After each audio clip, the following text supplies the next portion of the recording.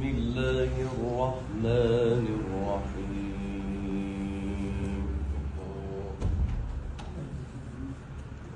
تلك الدار الآخرة نجعلها للذين لا يريدون علوا في الأرض ولا فسادا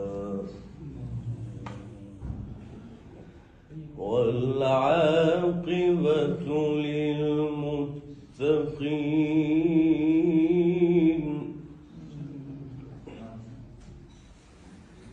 من